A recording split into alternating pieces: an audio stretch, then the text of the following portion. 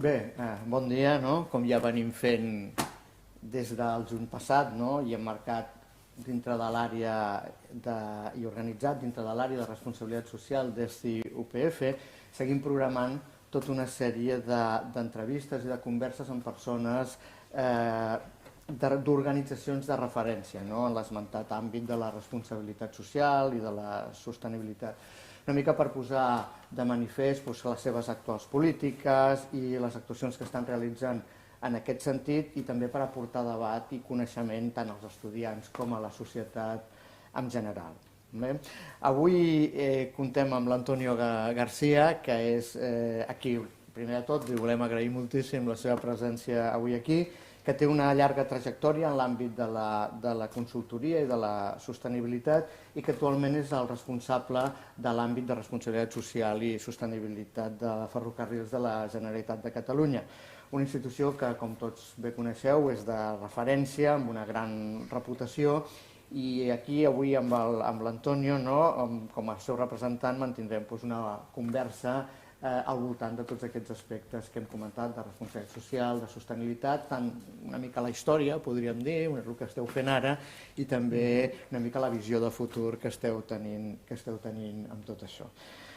Molt bé, doncs si et sembla, Antonio, la vostra organització, la teva organització, en aquest cas, Ferrocarrils de la Generalitat de Catalunya, ha destacat sempre per la seva implicació i per la seva implantació d'àmplies polítiques i compromisos, iniciatives en matèria de responsabilitat social i sostenibilitat. I, de fet, vosaltres aneu més enllà i parleu d'activisme en tots aquests aspectes. Llavors, en aquest sentit, t'agrairíem si ens pots explicar una mica més quin és l'enfoc d'aquesta política, en què consisteix i com ho teniu plantejat. Gràcies, Xavier. Gràcies per l'oportunitat també de poder explicar el que fem. A vegades fem moltes coses, però no ens costa tenir foros per explicar. Primer de tot, volia dir que a Ferrocarrils de la Generalitat de Catalunya tothom es coneix, o moltes persones coneix, hi ha més de 90 milions de viatges a l'any que fem en trens que es coneixen per als trens, però som molt més que trens, som una empresa de mobilitat sostenible que unim territoris i de fet estem desenvolupats en gairebé molt del territori de Catalunya i en un futur possiblement en tot el territori de Catalunya. Tenim no només la línia Barcelona-Vallès Llobregat-Anoia, sinó estem apropant la línia Lleida-Pobla Segur, apropant les persones també al territori, al Pallars o als cremalleres de Núria, Montserrat, i les 6 estacions d'esquí que tenim, d'esquí de muntanya. Això la gent és menys coneixedora, segurament, però que l'àmbit que agafeu és un àmbit amplíssim en aquest sentit, amb estacions de muntanya. Sí, sobretot l'impacte que té en el territori i en l'entorn natural, tota aquesta part. Doncs fent aquesta breu introducció per situar una mica l'organització. Quins són els reptes que tenim, que són importantíssims. Dir també que dintre del ferrocarril són 2.000 persones. Ara 2.000 persones possiblement serem més, perquè tenim encàrrec del govern que possiblement serem més. I la contribució d'aquestes persones és la que ens fa tirar cap aquí, per tenir aquest propòsit d'arribar a ser una empresa activista, una organització d'activistes, d'aconseguir que aquestes 2.000 persones siguin activistes també dintre de l'empresa. I per arribar fins aquí portem com havies dit, d'una llarga trajectòria. Ja el primer pla de responsabilitat social ho vam fer el 2007, que jo vaig col·laborar llavors com a consultor extern. I des de llavors hem fet una continuïtat de plans. L'últim que tenim és 2016-2020 i d'aquest últim, per exemple, surten iniciatives importantíssimes per arribar a on estem ara, com elaborar un Consell de Responsabilitat Social on hi ha moltes persones externes a l'organització que ens permeten tenir aquesta visió global. De vegades, arribar al que demanen les inquietuds que tenen el grup d'interès és difícil. I en aquest Consell de Responsabilitat Social de persones expertes de diferents grups d'interès de la universitat, de la investigació, del món del negoci, del món de la part social, dels sindicats, estan comissions obreres, representants de comissions obreres OIT, o de la part ambiental, de la part de l'ètica, d'aquesta reflexió, de representants de persones amb discapacitats o de persones usuàries, ens fan tenir aquesta visió global i ens posen uns reptes, uns deures que hem d'assolir nosaltres. Això ens ajuda també a tenir aquest diàleg també directe amb el grup d'interès, i és un consell que, val a dir, que és un consell que és estatutari i que depèn del Consell d'Administració. De fet, el president del Consell d'Administració és el president d'aquest Consell, amb la qual és una part, aquest diàleg obert que tenia aquesta consulta que tenim, que hem inaugurat des de juliol del 2019 i que marxa molt bé, estem molt satisfets. Jo crec que és un dels grans logros que hem tingut fins a arribar fins aquí.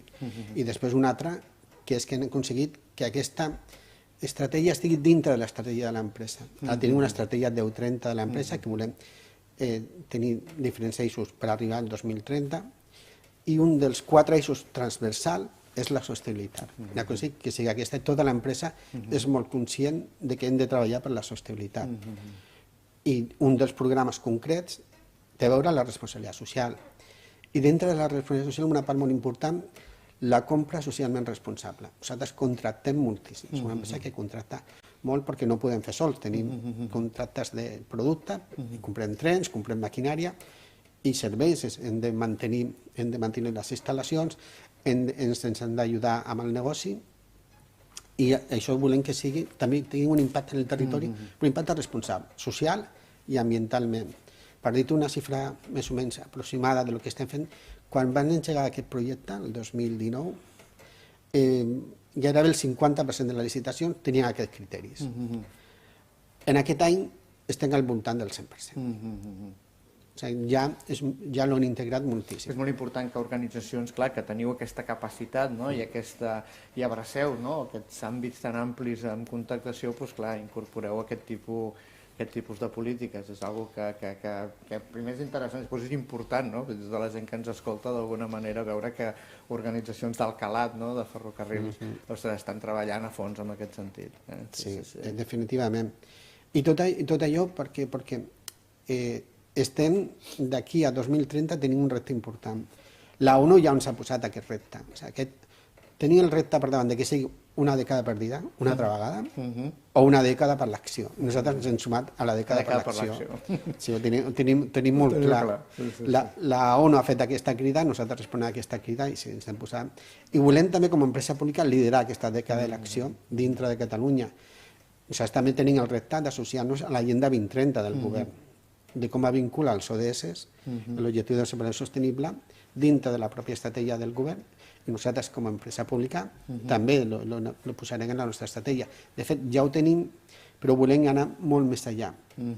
Poder tenir aquests compromisos que siguin objectius, que siguin objectivables, mesurables i que tinguin una forta ambició. Jo crec que és una part del repte que tenim i aquest repte l'hem de fer nosaltres, no sols, l'hem de fer també en tot l'àmbit que té l'impacte que tenim, en tot el grup d'interès que tenim i sobretot en les persones de ferrocarril. Aquesta concepció d'organització activista i persones activistes.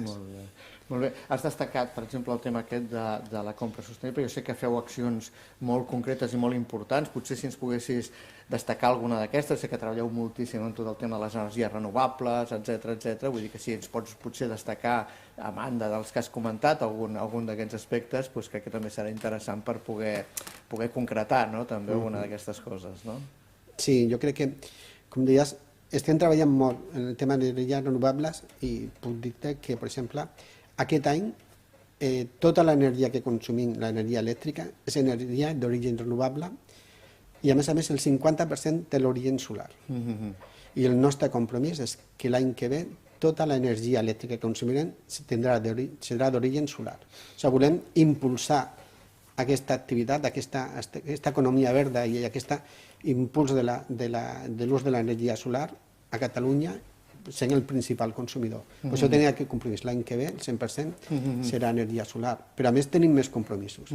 Per exemple, el Green Deal o la ONU està dient que per al 2050 l'economia ha d'estar descarbonitzada. Nosaltres volem arribar a ser neutrals en carboni en 2030. Això és una data important. O sigui, és una fita i una data important, perquè ser neutrals amb carboni, poques organitzacions d'alt calat i de l'activitat que feu poden dir-ho, d'alguna manera. O sigui, que realment és una fita extraordinària. Sí, estem molt orgullosos d'aquesta fita. O poder valoritzar tots els residus que generem i treballar molt en l'economia circular. Ara, per exemple, estem comprant nous trens perquè tenim nous encàrrecs del govern, perquè aquesta mobilitat sostenible, els trens tenen molt a dir en aquesta política a desenvolupar, i per exemple tenim encàrrecs de govern per gestionar les rodalies de Lleida. Fa poc s'ha publicat que arribaran a Cervera i Manresa, el tren carregat de nous, tant en les línies actuals com en les properes, seran 100% reciclables.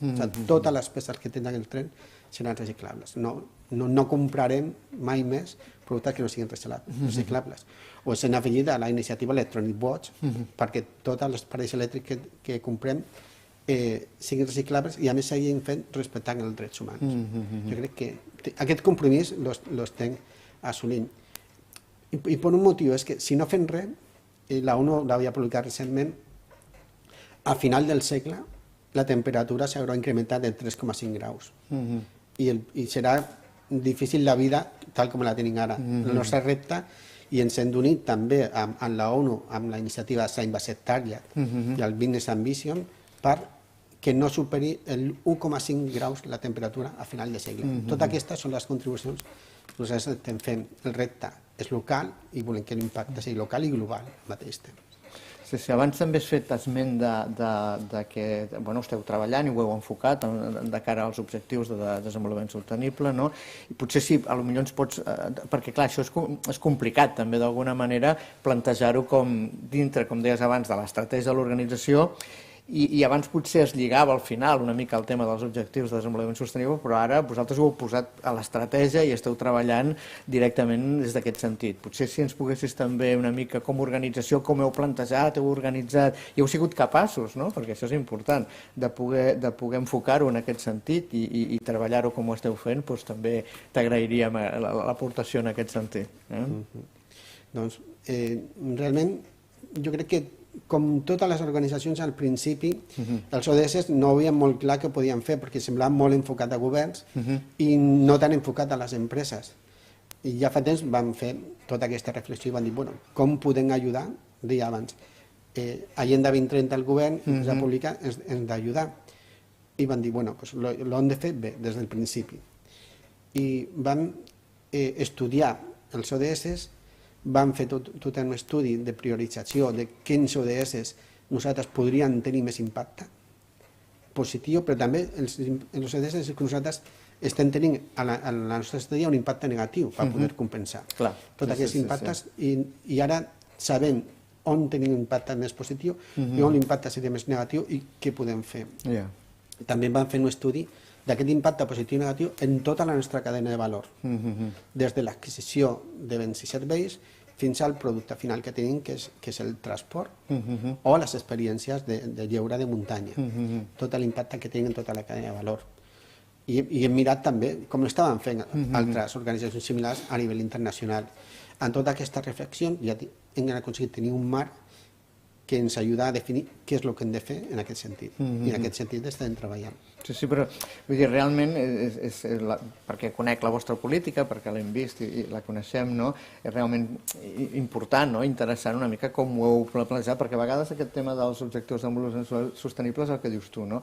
La gent es veu una mica com globals, però a l'hora d'aplicar-los i de baixar al terreny i a la trinxera, això és més complicat, no? En canvi, vosaltres heu fet una tasca important en aquest sentit de lligar-ho amb estratègia i tal, i això és algo que, o és quelcom que d'alguna manera pot inspirar altres organitzacions, una mica com la vostra, o en l'àmbit inclús de l'administració pública, podríem dir, perquè a vegades les polítiques s'identifiquen molt amb temes d'empresa, a vegades, d'empresa, podríem dir, mercantil, però vosaltres com a empresa pública heu fet una tasca importantíssima això i que és un exemple també a seguir potser en el sector públic, que creiem que és un dels referents. I també volia preguntar-te una miqueta per una pregunta obligada, segurament, en aquesta situació que estem vivint.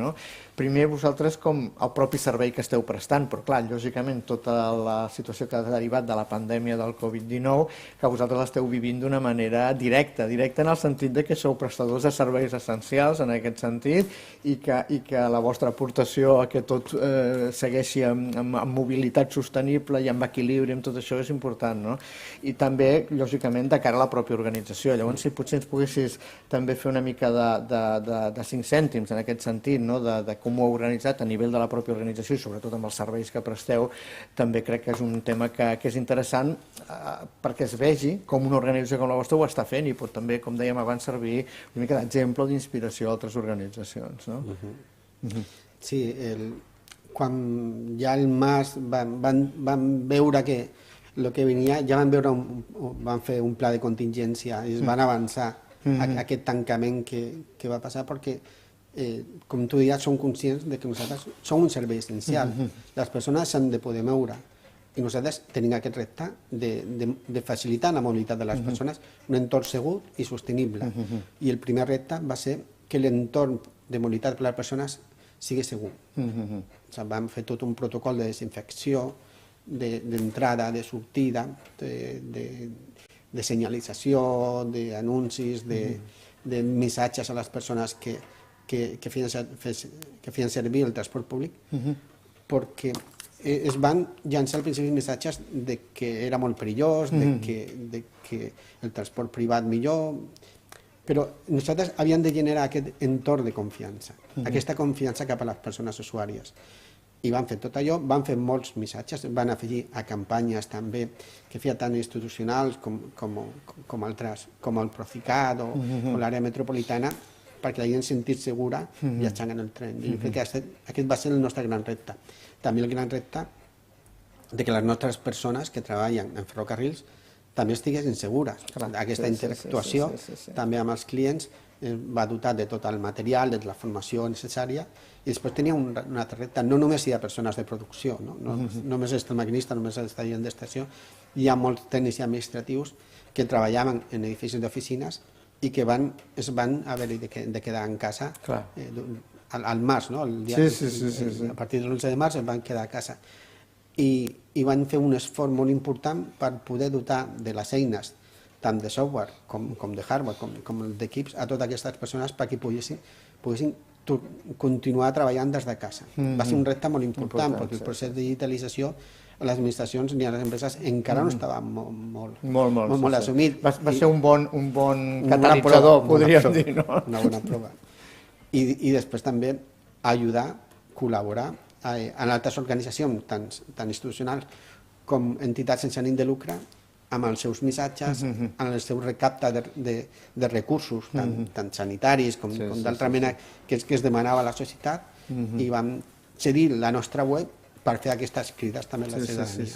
Sí, doncs la gent que segurament ha viatjat amb els trens s'ha donat compte d'aquestes referències i d'aquesta facilitació que heu fet en aquest sentit. Sí, i també van dir, bueno, ho podem demostrar que no només ho diem nosaltres, que ho diu algú més, i van també tramitar la certificació d'AENOL, la certificació Covid, perquè poder demostrar també a les persones que no només ho diem nosaltres, sinó que hi ha una entitat també del prestigi com AENOL que diu que sí, que el protocol que tenim és segur. Molt bé, molt bé.